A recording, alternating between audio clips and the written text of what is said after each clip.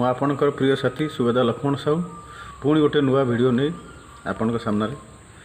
Actually ଆପଣମାନଙ୍କର ଅନେକ ଦିନ ତଳୁ କମେଣ୍ଟ ଆଉ ଆଗ୍ରହ ଫୋନ୍ କଲ୍ ଦ୍ୱାରା ମୁଁ ଯାହା ଜାଣିବାକୁ ପାଇଛି ଯେ ବହୁତ ଅନେକ ଚାଷୀ ଭାଇ ଯେହେତୁ ବର୍ତ୍ତମାନ ଲକଡାଉନ୍ ସିଚୁଏସନ୍ ଚାଲିଛି, ତାପରେ ବହୁତ ମାନେ ଅନ୍ୟ ଲୋକମାନେ କ'ଣ କରୁଛନ୍ତି ବା ବାହାରେ ଯେଉଁମାନେ ରହୁଥିଲେ ସର୍ଭିସରେ ସେମାନେ ଚାହୁଁଛନ୍ତି ଆମେ ସେଲ୍ଫ ଡିପେଣ୍ଡେଣ୍ଟ ହେବୁ, ଯାହାଫଳରେ ଆମେ କୁକୁଡ଼ା ଫାର୍ମଟାକୁ ଗୋଟେ ସାଧନ ଆକାରରେ ଗୋଟେ ରୋଜଗାର ମାଧ୍ୟମ ଆକାରରେ ତାକୁ ବ୍ୟବହାର କରିବୁ।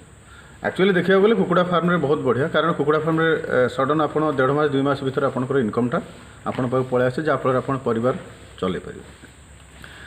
ଏଥିରେ ଗୋଟେ କମେଣ୍ଟ ଥାଏ ବା ଫୋନ୍ କଲ୍ରେ ଗୋଟେ ଜିନିଷ ମାନେ କ୍ୱାରି ଥାଏ ଯେ ଆକ୍ଚୁଆଲି ଆମେ ଯଦି କୁକୁଡ଼ା ଫାର୍ମ କଣ୍ଟ୍ରାକ୍ଟ ଫାର୍ମିଂରେ କରିବା ସେଟା ଭଲ ରହିବ ନା ଆମେ ନିଜେ ନିଜ ଖର୍ଚ୍ଚରେ କଲେ ଭଲ ରହିବ। এই জিনিসটার ক্লারিফিকেসন মু আপনার আজ করেদি দুইটাঙ্গের ডিফরেন্স কোণ এবং কোথায় প্রফিট মার্জিন বেশি রহব এবং কোথায় রিস্ক ফ্যাক্টরটা বেশি রহব। সর্বপ্রথম কথা আমি আসবা যে আমি নিজে ফার্ম কলে কোণ সুবিধা বা কোণ অসুবিধা হবে। প্রথম কথা তো আপনার তবে আপনার নিজে ফার্ম করতু বা কন্ট্রাক্ট ফার্মিং করতু, দুইটাঙ্ক ঘর আর তা ইকুইপমেন্ট ইলেকট্রিক ওয়ারিং ওয়াटर ওয়ারিং এসব গুড়া আপনার নিজে করা পড়ব। কিন্তু যদি আপনার নিজে পকাউଛନ୍ତି কুকুড়া বার্ড পকাউଛନ୍ତି নিজে আপনার কোণ হব না, প্রথম কথা তো আপনার ঘর তো যা করদেলে তা ব্যতীত দানা খরচ কুকুড়া ছুয়া খরচ আর তার মেডিসিন কষ্ট এবং যে সুপরভাইজন পাই আপনার कंपनी कहीं আসবে না, আপনার নিজে নিজে সুপরভাইজ নিযুক্ত করবে। সেথিরে কোণ হব না আপনার সেই যে খরচটা আপনার পাখে থাকা দরকার। যদি আপনার সে খরচটা অছি মনেকর আপনার কোণী গোটে ব্যাচরে বার্ড ফ্লু টাইপ্র রোগ বা কোণী প্রকার CRD বা ইকোলাই টাইপ্র রোগ হয়ে গেলে আপনার বহুত গুড়ে কুকুড়া মরিগলে, যাফଳରେ আপনার ବହୁତ ମାନେ ଖରାପ ଅବସ୍ଥା ପଳାଇ ଆସିବ, ଯେଉଁଥିରେ କି ଆପଣ ପଛରେ ଚିଆଁଟେ ପକାଇବାକୁ ମଧ୍ୟ ଆପଣଙ୍କ ପାଖରେ ପଇସା ରହିବ। ଆପଣ ମନେକର ମୁଁ ସାଧାରଣ କଥା ମୋ ନିଜର କମ୍ପାରିଜନଟା ମୁଁ କରୁଛି, ମୁଁ ମନେକର ଏଠି 10,000ର ଫାର୍ମ ଗୋଟେ କରିଛି, ମୁଁ ସବୁବେଳେ 8,000 ହିଁ ପକାଉଛି, 10,000 କେବେ ପକାଇନି। ମୁଁ ଯଦି ନିଜେ ପକାଇବି ମନେକର 8,000 ପକାଇଲି, ମୋତେ ଆପ୍ରୋକ୍ସିମେଟଲି କଷ୍ଟ 15 ଲକ୍ଷ ପାଖାପାଖି ଆସିବ ଦାନା କୁକୁଡ଼ା ଚିଆଁ ଏବଂ ତା ମେଡ଼ିସିନ ବାବଦରେ। ଯଦି 15 ଲକ୍ଷ ମୁଁ ଖର୍ଚ୍ଚ କଲି, ଯଦି ମନେକର କୌଣସି ଗୋଟେ ବ୍ୟାଚ୍ ମାନେ ଅନଫର୍ଚୁନେଟଲି ଖରାପ ହୋଇଗଲା, ତେବେ ମୋର 15 ଲକ୍ଷ ଟଙ୍କା ଲସ୍ ହୋଇଗଲା। ଯେଉଁ ଲସ୍ଟାକୁ ଆମେ 15 ଲକ୍ଷ ଟଙ୍କାଟା ବହୁତ ଦିନ ଲାଗିବ ଆମକୁ କଭର୍ କରିବା ପାଇଁ। ଯେହେତୁ ଗୋଟେ ଚାଷୀ ଆମେ ନିଶ୍ଚିନ୍ତ ରୂପେ ସେଇ ଜିନିଷଟାକୁ ଧ୍ୟାନ ଦେବା। ତାପରେ ଏଥିରେ ଏଇଟା ହলো ମେନ୍ ହେଉଛି ଡିମେରିଟ୍ସଟା, ଯେଉଁଥିରେ କି ଆପଣ କୌଣସି ପ୍ରକାର ରୋଗ ଆଉ ଗୋଟେ ଜିନିଷ ହେଉଛି କ'ଣ ହୁଏ ନା ମେଡ଼ିସିନ ଗୁଡ଼ା ଯେଉଁ ବହୁତ ଗୁଡ଼େ ମେଡ଼ିସିନ ଯେଉଁଟା କମ୍ପାନୀ ଆପଣଙ୍କୁ ଦେଇପାରିବ, କିନ୍ତୁ ସେ ମେଡ଼ିସିନ ଗୁଡ଼ା ଆପଣ ବାହାରେ ପାଇବେନି। ଯେଉଁ ସମୟରେ ଯେଉଁ ରୋଗଟା ହେଇଥିବ ସେ ସମୟରେ ଆପଣ ପାଇବେନି। ତାପରେ ଡକ୍ଟର ସେମାନଙ୍କର ଟାଇମ୍ ଟୁ ଟାଇମ୍ ଡକ୍ଟର ଆଉ ସୁପରଭାଇଜର ଆସୁଛନ୍ତି, ସେମାନେ ବହୁତ ଗୁଡ଼ିଏ ତାଙ୍କର ଏକ୍ସପିରିଏନ୍ସ ଅଛି, ସେ ଆପଣଙ୍କ ସହିତ ସେୟାର କରିପାରିବେ ଏବଂ ଆପଣଙ୍କୁ ଯେଉଁ ମେଡ଼ିସିନଟା ଯେଉଁ ସମୟରେ ଦରକାର ସେମାନେ ତାଙ୍କ କମ୍ପାନୀ ଥ୍ରୁରୁ ହେଉ ବା ବାହାରୁ ହେଉ ସେ ମଗେଇକି ଦେଇପାରିବେ ବା ଆପଣଙ୍କୁ ରେକମେଣ୍ଡ କରିବେ ଆଣିବା ପାଇଁ। କିନ୍ତୁ ଆପଣ ଏଥିରେ ମେରିଟ୍ଟା ସବୁଠୁ ଗୋଟେ ଜିନିଷ ହେଉଛି କ'ଣ, ଆପଣ ଗୋଟେ ଗୋଟେ ବ୍ୟାଚ୍ରେ ମନେକର ଆପଣ କଣ୍ଟ୍ରାକ୍ଟ ଫାର୍ମିଂରେ 8,000 କୁକୁଡ଼ା ମୁଁ ପକାଉଛି, କଣ୍ଟ୍ରାକ୍ଟ ଫାର୍ମିଂରେ ମନେକର ମୋର ଗୋଟେ ମାର୍ଜିନ୍ 1.5 ଲକ୍ଷରୁ 2 ଲକ୍ଷ ରହିଲା ବା ବେଳେବେଳେ ସେଇଟା କ'ଣ ହୁଏ 1 ଲକ୍ଷ ଟଙ୍କାକୁ ପଳାଇ ଆସେ। କିନ୍ତୁ ଆମେ ଯଦି ନିଜେ ଫାର୍ମିଂ କରିବା ଆମେ ଡେଫିନେଟଲି ସେଥିରେ 2 ଲକ୍ଷ ପ୍ଲସ୍ ଆମେ ସବୁବେଳେ ପାଉଥିବା। ଯଦି ଭଲ ବ୍ୟାଚ୍ ଗୋଟେ ଫସିଗଲା 3.5 ଲକ୍ଷ ପର୍ଯ୍ୟନ୍ତ ମୋର ପଳାଇବ, ଯେହେତୁ ମୋର ନର୍ମାଲ ଫାର୍ମ ମାନେ ଇଏ ଓପନ୍ ଫାର୍ମ ଇସି ଫାର୍ମ ବିଷୟରେ ମୁଁ କହୁନି। ଏଥିରେ ଆପଣଙ୍କର ପ୍ରଫିଟ୍ ମାର୍ଜିନ୍ଟା ନିଶ୍ଚିନ୍ତ ରୂପେ ଅଧିକ ରହିବ। କିନ୍ତୁ ଆପଣ ଏଇ ଜିନିଷଟା କେବଳ ଏଇ ଗୋଟିଏ ଜିନିଷ ପାଇଁ ଆପଣଙ୍କର ଯେଉଁ କଣ୍ଟ୍ରାକ୍ଟ ଫାର୍ମିଂଟାକୁ ଆପଣ ଛାଡ଼ନ୍ତୁନି, କାରଣ ଏଥିରେ ବେଶୀ ରିସ୍କ ଫ୍ୟାକ୍ଟରଟା ରହୁଛି ଯେ ଏଥିରେ ଯେଉଁଥିରେ କି ଆପଣ ବେଶୀ ପଇସା କ'ଣ ସବୁବେଳେ ପାଉଥିବେ, କେଉଁଠି ଗୋଟେ ଅଧେ ବ୍ୟାଚ୍ ଭଲ ପାଇବେ, ବାକି ମାକ୍ସିମମ୍ ଆପଣଙ୍କର ଖରାପ ରହିବ ଯେହେତୁ ଆପଣ ନିଜେ ପକାଉଛନ୍ତି। ଇଏ ହେଇଗଲା ଆପଣଙ୍କର ପର୍ସନାଲ୍ ଫାର୍ମିଂ ଯେଉଁଟା ଆପଣ ଓନ୍ ଏକ୍ସପେନ୍ସରେ କରୁଛନ୍ତି। ଦ୍ୱିତୀୟ ପଏଣ୍ଟକୁ ଆମେ ଆସିବା କଣ୍ଟ୍ରାକ୍ଟ ଫାର୍ମିଂ। କଣ୍ଟ୍ରାକ୍ଟ ଫାର୍ମିଂରେ ମେରିଟ୍ ପଏଣ୍ଟ ଏଇଆ ଯେ ଆପଣଙ୍କର ମନେକର କୌଣସି ରୋଗ ଆସିଲା ବା ରୋଗ ଯୋଗୁଁ ଆପଣଙ୍କର କୁକୁଡ଼ା ଗୁଡ଼ିକ CRD ଇକୋଲାଇ ବା ଆପଣଙ୍କର ବାର୍ଡ଼ ଫ୍ଲୁ ଏଇ ଟାଇପ୍ର ରୋଗ ଗୁଡ଼ାକ ଆସିଲା ମରିଗଲେ ବହୁତ, ବା ଯେମିତିକି ମଝିରେ କ'ଣ ହେଇଥିଲା ନା ଆପଣଙ୍କର ଯେଉଁ କରୋନା ଯେତେବେଳେ ଷ୍ଟାର୍ଟ ହେଇଥିଲା ସେତେବେଳେ ସବୁଆଡ଼େ ଗୋଟେ ଫେକ୍ ନ୍ୟୁଜ୍ ପଳେଇ ଆସିଲା ଯେ କୁକୁଡ଼ା ମାଂସ ଖାଇଲେ କରୋନା ବଢ଼ିବ। ସେହି ସମୟରେ ଲୋକମାନେ ଆଉ କୁକୁଡ଼ା କିଣିଲେନି, ଯାହାଫଳରେ କି ସେହି ସମୟରେ କମ୍ପାନୀ ସେ ରିସ୍କଟାକୁ ବିୟର କଲା।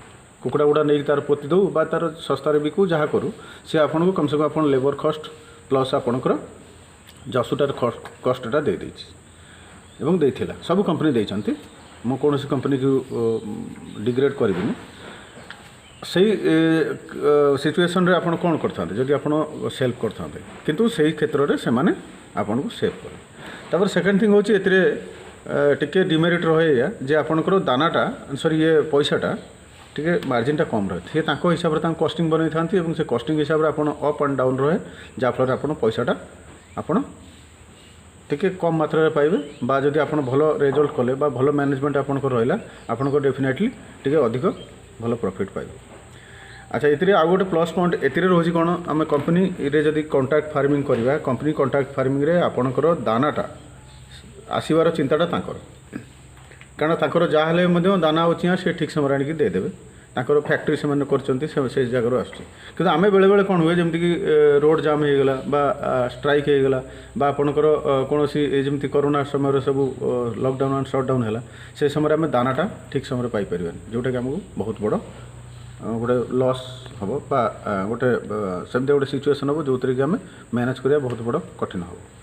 ସେଇ ଜିନିଷଟା ବେଳେ କ'ଣ ହୁଏ ନା, କମ୍ପାନୀ ଆପଣଙ୍କର ସେଇଟା ବିୟର୍ କରେ ଏବଂ ଆଣିକି ଆପଣଙ୍କୁ ଟାଇମ୍ରେ ଦାନା ଚିକ୍ସ ଦେଇଦିଏ। ଆଉ ଗୋଟେ ଜିନିଷ ହେଉଛି ପ୍ରଫିଟ୍ ମାର୍ଜିନ୍, ଯେଉଁ ବହୁତ ଲୋକ ମୋତେ କରିଛନ୍ତି, କମେଣ୍ଟ କରିଛନ୍ତି ମୋ ଭିଡ଼ିଓ ଅନ୍ୟ ପୂର୍ବ ଭିଡ଼ିଓ ଗୁଡ଼ିକରେ, ଏବଂ ଆପଣଙ୍କର ସବୁ ଫୋନ୍ କଲ୍ ମାଧ୍ୟମରେ ପଚାରୁଛନ୍ତି ଯେ ପ୍ରକୃତରେ ପ୍ରଫିଟ୍ ମାର୍ଜିନ୍ଟା କେଉଁଠୁ ବେଶୀ ବା କେଉଁଠୁ କମ୍। ଆପଣ ଦେଖନ୍ତୁ, ସବୁବେଳେ ପ୍ରଫିଟ୍ ମାର୍ଜିନ୍ ଦେଖିଲେ ହେବନି।